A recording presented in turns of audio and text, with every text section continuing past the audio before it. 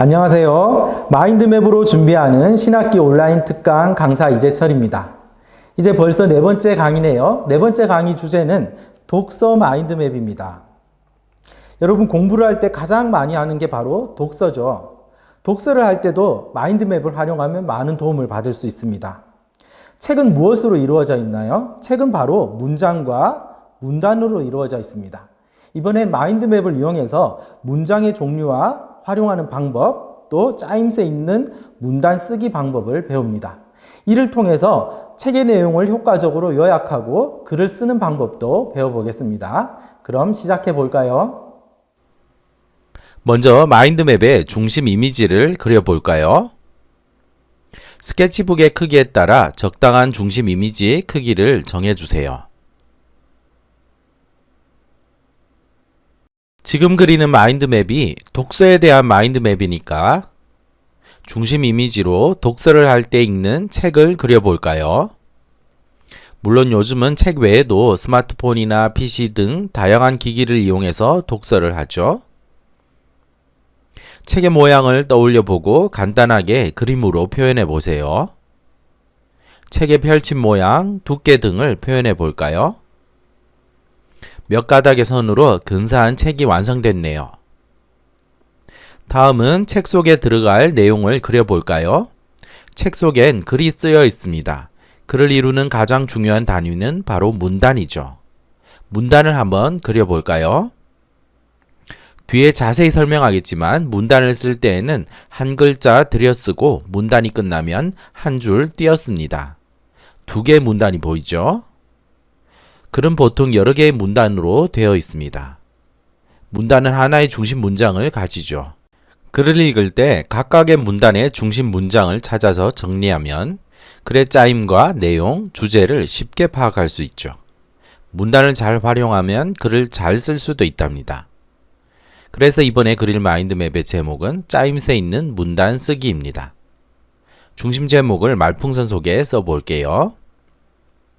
자, 이것으로 중심 이미지가 완성됐습니다. 다음은 주가지를 그려볼까요? 첫 번째 주가지의 내용은 문단의 구조입니다. 조금 전에 그렸던 문단 모양을 하나 더 그려주세요. 문단은 무엇으로 이루어졌을까요? 바로 문장입니다. 문단 속에는 중심 문장 하나와 이를 뒷받침하는 여러 개의 뒷받침 문장이 들어 있습니다. 이런 문장들이 모여서 하나의 문단을 구성하는 것이죠.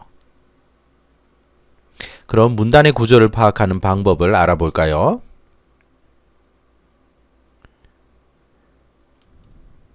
주가지에 색을 칠해주세요. 문단은 문장으로 이루어지기 때문에 문단의 구조를 파악하기 위해서는 문장의 종류와 각각의 역할을 알아야 합니다. 그래서 하위 가지의 제목은 문장의 종류와 문장을 쓰는 방법입니다. 쓰는 방법은 연필 그림을 이용해서 표현했어요. 먼저 문장의 종류를 알아볼까요? 문장에는 중심 문장과 뒷받침 문장이 있어요.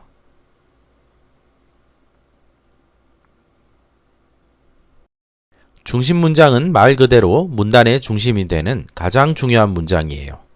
뒷받침 문장은 중심 문장을 도와주는 문장이죠. 그림으로 도움의 손길을 표현했어요. 중심 문장이 고마워라고 얘기하네요. 마인드맵을 그릴 때에는 중심 이미지에서 멀어질수록 글자 크기를 점점 작게 써주세요. 다음은 중심 문장과 뒷받침 문장을 이용해서 문단을 쓰는 방법을 배워볼까요? 문단 속에는 글쓴이가 그 문단을 통해 전달하려는 중심 내용이 있어요. 이때 한 문단 속에는 중심 내용 하나만 쓰도록 합니다. 중심 내용이 달라지면 문단을 나누어 주세요. 이때 새로운 문단을 시작할 때에는 첫 칸을 들여쓰고 그리고 문단이 끝나면 가장 마지막 줄을 바꾸어 써주세요. 글은 여러 개의 문단으로 구성되어 있죠. 중심 내용이 달라지면 문단을 나누고 문단을 나눌 때에는 줄을 바꾸어 쓰는 것 잊지 마세요. 다음 가지로 넘어가 볼까요? 두 번째 가지에서 배울 내용은 글의 주제인 중심 생각을 찾는 방법입니다. 글은 책 속에 있죠? 그래서 책을 그려볼까요? 중심 이미지에 그렸던 책을 조금 단순화시켜 그리고 이번엔 책 속에 눈과 입도 그려 넣어주세요. 그러니까 근사한 책 캐릭터가 됐네요. 글쓴이가 글을 쓴 목적은 무엇일까요? 그 목적을 곰곰이 생각해보면 글 전체의 중심 생각을 쉽게 찾을 수 있답니다. 그럼 글의 중심 생각을 찾는 방법을 좀 더 자세히 알아볼까요? 두 번째 주가지엔 붉은색을 칠해서 첫 번째 주가지와 구분해 주세요. 글의 중심 생각을 파악하기 위해서는 글의 구조를 알아야 해요. 글은 여러 개의 문단으로 이루어졌고 문단 중에 가장 중요한 문단을 중심 문단이라고 하죠. 그럼 다른 문단들은 무엇이라고 부를까요? 이들은 중심 문단을 뒷받침하는 역할을 하는데 이러한 문단들을 모두 뒷받침 문단이라고 해요. 글의 구조를 파악할 때에는 먼저 문단의 중심 내용부터 파악해야 해요. 문단의 중심 내용에 대해서는 앞의 가지에서 배웠죠. 하나의 글은 여러 개의 문단으로 이루어집니다. 각각의 문단의 중심 내용을 짧게 간추렸으면 중심 문단과 뒷받침 문단이 어떻게 연결되어 있는지 글의 구조를 쉽게 파악할 수 있답니다. 그리고 문단별 중심 내용을 하나의 문장으로 짧게 요약하면 글 전체의 중심 생각을 알 수 있습니다. 이때 글쓴이가 글을 쓴 목적을 생각하면 글의 중심 생각을 파악하는 데 도움이 됩니다. 예를 들어 볼까요? 새라는 제목의 글을 읽고 문단별 중심 내용을 간추려서 글의 구조를 파악한 후 이를 한 문장으로 짧게 요약하여 글의 중심 생각을 찾는 연습을 해보겠습니다. 먼저 글을 읽고 각 문단의 중심 내용을 파악해야겠죠? 문단의 처음과 끝을 찾는 방법은 조금 전에 배웠죠. 글은 여러 개의 문단으로 이루어져 있습니다. 이 글은 모두 4개의 문단으로 되어 있네요. 각 문단의 중심 내용을 간추려 볼까요? 첫 번째 문단의 중심 내용은 새는 하늘을 나는 능력을 가졌다입니다. 이 내용을 그림으로 간단하게 표현해 볼까요? 그리고 이어지는 두 번째, 세 번째, 네 번째 문단의 중심 내용은 새가 하늘을 날기 위해 구체적으로 어떤 능력이 있는지 나열해서 설명하고 있습니다. 두 번째 문단의 중심 내용은 새는 하늘을 날기에 적합한 유선형 몸을 가지고 있다이고 세 번째 문단은 새는 하늘을 날 수 있는 기술을 가지고 있다. 마지막 네 번째 문단은 새는 하늘을 날기에 적합한 감각기관을 가지고 있다입니다. 문단별 중심 내용을 간추려 보니까 첫 번째 문단이 중심 문단, 두 번째에서 네 번째 문단이 뒷받침 문단임을 알 수 있죠. 이렇게 각 문단의 중심 내용을 파악하여 글을 간추리고 이를 다시 글의 목적을 생각하며 한 문장으로 짧게 요약해 볼까요? 이 글은 새가 하늘을 날기 위해 어떤 능력이 있는지 독자들에게 설명하기 위해 쓴 글입니다. 그래서 이 글의 중심 생각은 바로 새는 하늘을 나는 다양한 능력을 가지고 있다이고 이를 중심 문단인 1문단에 쓴 후 뒷받침 문단인 2문단부터 4문단까지 몸, 기술, 감각기관을 구체적인 예로 들고 있습니다. 이를 한 문장으로 정리하면 새는 하늘을 날기 위해 적합한 몸, 기술, 감각기관 등 다양한 능력을 가지고 있다 라고 쓸 수 있습니다. 이렇게 문단의 중심 내용을 파악하여 글의 내용을 간추리고 간추린 내용을 바탕으로 글의 구조를 파악해서 글의 목적을 생각하며 이 내용들을 짧게 요약하면 이것이 바로 글의 중심 생각이 되는 것이죠. 다음은 왼쪽 세 번째 가지로 가볼까요? 첫 번째 가지에서 문단은 문장으로 이루어지며 문장에는 중심 문장과 뒷받침 문장이 있다는 것을 배웠어요. 그리고 한 문단 속에는 중심 내용이 하나만 있어야 하며 문단을 쓸 때에는 첫 칸을 들여 쓰고 문단이 끝나면 줄을 바꾸어 써야 한다는 것도 배웠어요. 문단에는 중심 문단과 뒷받침 문단이 있는데 글을 쓸 때에는 문단을 짜임새 있게 구성하는 것이 무엇보다 중요해요. 그래서 세 번째 가지에서 배울 내용은 짜임새 있는 문단 쓰기입니다. 어떻게 하면 문단을 짜임새 있게 쓸 수 있을까요? 두 번째 가지에서 배운 글의 중심 생각 찾는 방법을 거꾸로 활용해 보세요. 문단의 짜임, 즉 글의 구조를 파악하고 이를 통해 문단별 중심 내용을 간추리고 간추린 내용을 글을 쓴 목적을 생각하며 하나의 문장으로 짧게 요약해서 글의 중심 생각이 무엇인지 찾는 과정을 거꾸로 따라가면 문단을 짜임새 있게 쓸 수 있어요. 그렇게 하기 위해서는 먼저 문단 하나를 잘 쓸 수 있어야겠죠? 문단은 중심 문장과 뒷받침 문장으로 구성되고 하나의 중심 내용을 전달하도록 씁니다. 그래서 하위 가지에 문단의 중심 내용이라고 써주세요. 이 중심 내용이 여러 개 모여서 글의 전체 중심 생각을 전달하고 글의 구조를 이루는 것이죠. 각각의 문단은 글의 중심 생각을 잘 전달하기 위한 내용으로 써야 합니다. 중심 생각은 글쓴이가 글을 통해 읽는 사람들에게 전하고자 하는 글의 생각, 즉 주제랍니다. 중심 생각을 효과적으로 전달하는 글을 쓰기 위해서는 각각 하나의 중심 내용을 가지고 있는 중심 문단과 뒷받침 문단을 글 전체의 중심 생각이 잘 드러나도록 짜임새 있게 구성해야겠죠.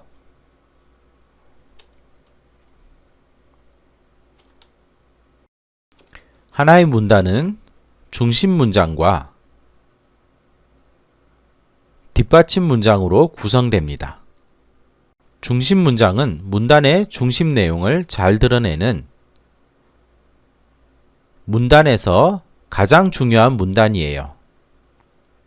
문단의 중심 내용을 글의 중심 생각을 잘 드러내기 위해 써야 하듯이 중심 문장의 내용도 문단의 중심 내용을 잘 드러내도록 써야 해요.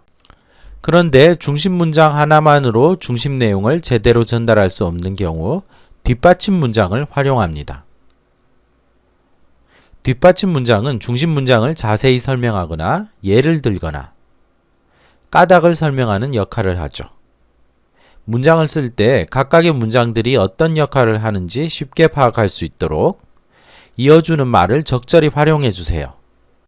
이어주는 말에는 그리고, 한편, 왜냐하면, 또, 그러나 등이 있어요.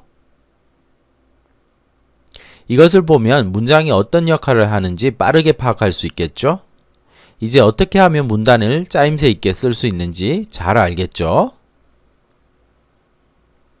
다시 한번 강조하지만 글은 여러 개의 문단으로 구성됩니다.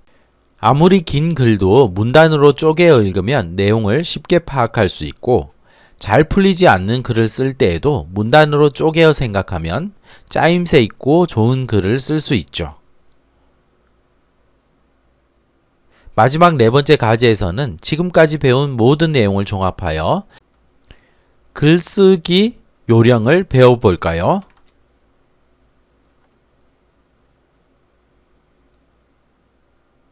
글을 쓸 때 가장 먼저 해야 할 것은 무엇일까요? 그것은 바로 글을 왜 쓰는지 또 무엇에 대해 글을 쓰는지 곰곰이 생각하는 것입니다. 무엇에 대해 글을 쓰는지를 글의 소재라고 합니다. 예를 들어 나무늘보에 대해 글을 쓴다면 글의 소재는 나무늘보가 되겠죠? 다음은 나무늘보에 대해 무엇을 얘기할지, 즉 글의 중심 생각을 정합니다. 예를 들면 우리가 알지 못했던 나무늘보의 특징이 글의 중심 생각이 될 수 있겠죠? 그리고 빠뜨리면 안 되는 중요한 것이 있어요. 바로 글을 보는 독자입니다. 독자가 초등학생인지 어른인지에 따라 글의 내용도 달라야 하니까요. 다음은 글의 중심 생각을 자세히 소개하는 내용을 생각해 봐야겠죠. 이런 내용들은 바로 뒷받침 문단 속에 들어갈 내용으로 글의 중심 생각과 잘 어울리는 내용으로 써야 합니다. 글의 중심 생각이 나무늘보의 특징이니까 뒷받침 문단에는 나무늘보의 생김새, 생활 습관, 이동 방법, 먹이 등을 쓰면 됩니다. 다음은 글에 넣을 자료를 찾기 위한 정보 수집을 합니다. 정보를 수집하는 방법은 매우 다양합니다. 사전 찾아보기, 인터넷 검색하기, 전문가에게 물어보기, 영상 자료 참고하기 등 매우 다양한 방법으로 정보를 수집할 수 있습니다. 다음은 문단별 쓸 내용을 정리합니다. 이때 글의 구조가 중심 생각을 효과적으로 전달할 수 있는지 확인해 주세요. 모든 준비를 마쳤다면 이제 글을 쓰면 됩니다. 어때요? 글쓰기 요령을 잘 이해했나요? 글쓰기 과정은 그림을 그리는 과정과 비슷합니다. 전체 모습을 생각하며 그것과 어울리는 자세한 부분을 적당한 위치에 적당한 크기로 그려 넣어야 하죠. 그래서 글의 중심 생각이 나무늘보의 특징이라면 이를 중심 문단에 쓰고 뒷받침 문단에는 이를 자세히 소개하는 내용을 써야 합니다. 이때 문단의 짜임새가 글의 중심 생각을 잘 전달하도록 구성해야겠죠. 여러분이 짜임새 있는 문단으로 글을 잘 썼다면 읽는 사람은 아마 나무늘보의 모습과 특징을 머릿속에 생생하게 떠올릴 수 있을 것입니다. 이제 책을 읽을 때 문단의 구조를 파악하여 글의 중심 생각을 찾고 중심 문단과 뒷받침 문단이 잘 드러나는 짜임새 있는 구조로 글을 쓸 수 있겠죠? 이것으로 독서 마인드맵 그리기를 모두 마쳤습니다. 이번 마인드맵에서는 문장의 종류와 또 짜임새 있는 문단 쓰기를 배웠죠. 이를 통해서 책의 내용을 요약하고 글을 쓸 때 많은 도움을 받을 수 있을 것입니다. 공부를 할 때 적극적으로 활용해 보시기 바랍니다. 자, 지금까지 모두 4번의 강의를 했는데 마지막으로 어떤 내용들을 배웠는지 간단하게 훑어볼까요? 여러분들이 그린 마인드맵이 있으면 함께 보면서 강의를 봐주세요. 첫 번째 강의에서는 자기주도적인 사람이 되자라는 주제로 새학기 계획표 마인드맵을 그려봤죠. 그리고 두 번째 강의에서는 이렇게 자신의 모습을 닮은 캐릭터를 그려서 자기소개 마인드맵을 그려봤습니다. 이번 마인드맵을 그리면서는 마인드맵 작성 방법에 대해서도 간단하게 배웠죠. 그리고 네 번째 마인드맵에서는 마인드맵을 이용해서 마인드맵을 그리는 정확한 방법에 대해서 공부를 했고요. 마지막으로 네 번째 마인드맵에서는 독서를 할 때 활용할 수 있는 마인드맵 사용 방법을 알아봤습니다. 이것으로 모든 강의를 마쳤는데요. 마인드맵은 작성 방법은 어렵지 않습니다. 그렇지만 이것을 자신의 것으로 만들어서 일상생활이나 또 학습에 이용하려면 실제로 많이 활용해 보는 것이 중요합니다. 여러분들의 일상생활에 마인드맵이 많은 도움을 주기를 희망합니다. 그리고 마인드맵을 활용하면 학습 내용을 한 장으로 요약하고 또 복습에 도움을 받을 수 있기 때문에 자칫 소홀해지기 쉬운 온라인 학습에서도 많은 도움이 되겠죠. 일상생활과 학습에 마인드맵을 적극적으로 활용해 보시기 바랍니다. 이상으로 모든 강의를 마치겠습니다. 수고하셨습니다.